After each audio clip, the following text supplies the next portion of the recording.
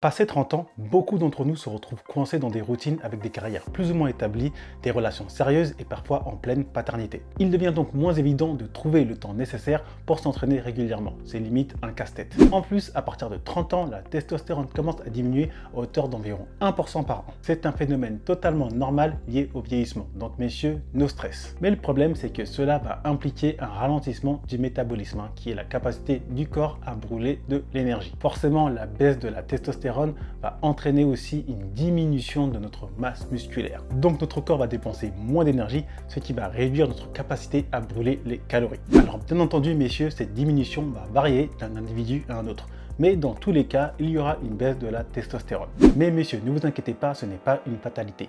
En adoptant de bonnes stratégies, on peut considérablement freiner ce déclin de la testostérone et ce ralentissement du métabolisme. Dans cette vidéo, je vais donc vous donner les 3 choses les plus importantes à faire pour maximiser vos gains musculaires après 30 ans, 35 ans, 45 ans, voire plus, etc. Donc écoutez bien, car pour moi, c'est vraiment ces points-là qui comptent le plus. Allez, c'est parti. Premièrement, je ne vais pas vous parler ni de l'entraînement ni de l'alimentation, mais du sommeil. Sachez que le sommeil est crucial pour maximiser ses gains musculaires. C'est pendant le sommeil, notamment pendant les phases profondes du sommeil, que la sécrétion de testostérone est à son maximum. Donc dormir mal ou peu, c'est tout simplement passer à côté d'une opportunité pour maximiser sa testostérone et donc sa masse musculaire. Et oui messieurs, sans un bon sommeil, on perd de l'énergie, on perd de sa libido et on perd de sa belle masse musculaire qu'on se prend littéralement la tête à créer et à préserver. En revanche, le cortisol, qui est l'hormone du stress, prend le relais. Vous voyez, c'est l'hormone qui nous permet de rester éveillé, de passer à l'action lorsqu'il y a un danger immédiat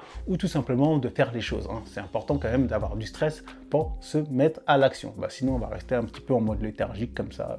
Donc ça ne le fait pas. Le souci, c'est qu'en manque de sommeil, notre corps reste en stress permanent et donc produit beaucoup trop de cortisol. Donc en plus de nous rendre fatigués, irritables et plus sensibles à la maladie, cela entraînera aussi une diminution de notre sensibilité à l'insuline. Ce qui veut dire que notre taux de sucre sanguin va augmenter, favorisant ainsi le stockage des graisses abdominales, tout ce qu'on veut pas. Et ça, sans compter que l'absence de sommeil aiguise notre appétit et nous dirige vers les aliments réconfort qui sont forcément les aliments gras et sucrés. Je ne vais pas vous faire un dessin. Je pense que vous avez tous vécu l'expérience de la nuit où on va se coucher très tard ou encore pire, on va faire une nuit blanche. Qu'est-ce qu'on a envie de faire en général? On a envie de manger, on a envie de bouffer. On n'a pas envie de bouffer des légumes, on a envie de bouffer des choses sucrées, salées, d'accord? Je suis passé par là et j'en suis sûr que vous aussi, vous êtes passé par là. Donc messieurs, dans la mesure du possible, évitez de vous coucher tard et surtout, fuyez les nuits blanches au possible. Après messieurs, je sais qu'il y a une période délicate, surtout si vous êtes parent et que vous avez un enfant en bas âge qui ne fait pas encore ses nuits. Là, c'est un autre sujet. Là, tout ce que j'ai à vous dire, c'est de tenir bon pendant cette période et reprenez un bon sommeil dès que possible. Je sais que c'est réellement pas une période facile et évidente cette période-là, de se réveiller la nuit parce que petit ne fait pas ses nuits. Je suis passé par là 2 fois, mais bon, quand il n'y a pas le choix, il n'y a pas le choix et là, on va dire que c'est pour la bonne cause. Mais sinon, outre ce contexte-là qui est assez particulier, mon conseil est très simple. Essayez de vous coucher à heure fixe, semaine comme week-end. Après, s'il y a 1 heure de décalage entre la semaine et le week-end, ce n'est pas la catastrophe. Et surtout, essayez de dormir entre 7h à 9h par nuit. Honnêtement, je vous invite à essayer de faire ça pendant 7 à 10 jours et vous allez directement remarquer une nette amélioration de vos performances dans votre quotidien. Vous serez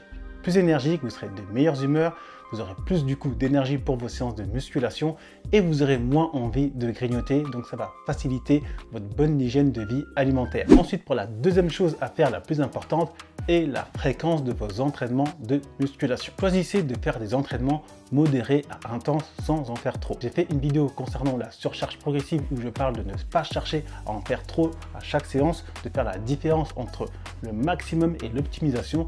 Je vous invite à aller la voir, je la mets en description. Et oui messieurs, forcément avec l'âge, passé 30 ans, 35 ans, 45 ans, etc., personne arrive à ces âges-là en parfaite condition physique. On a tous une petite entorse, un truc au genou, à l'épaule, le dos, ok? Donc évitez de surmener votre corps. Donc messieurs, misez sur la fréquence et la régularité, planifiez 2 séances par semaine et intégrez-les à votre emploi du temps. Si vous cherchez un programme de musculation minimaliste adapté au style de vie des papas occupés, je vous conseille d'aller voir cette vidéo, un programme minimaliste où je parle de tout ça en détail. Je vous la mettrai tout simplement en recommandation à la fin de cette vidéo. Et enfin messieurs, pour la troisième chose à faire, il s'agit à tout prix, et là j'insiste, à tout prix, d'éviter les grignotage. Comme je l'ai dit au début de la vidéo, passé 30 ans, la testostérone commence à diminuer et le métabolisme ralentit. Il devient donc plus facile de stocker du gras. Et oui, fini l'époque de la vingtaine où on pouvait grignoter à longueur de journée sans réellement prendre du poids, du moins prendre du gras. Ah, à cette époque-là, c'était cool, hein.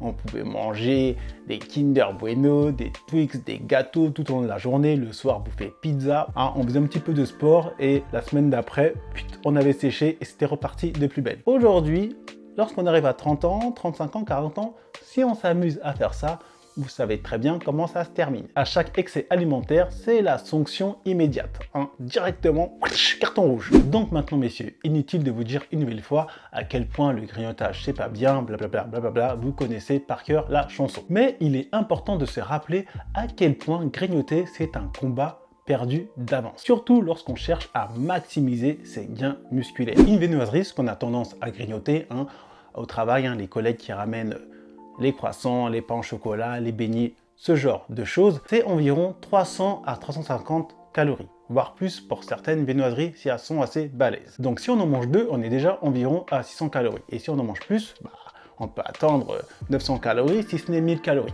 d'accord?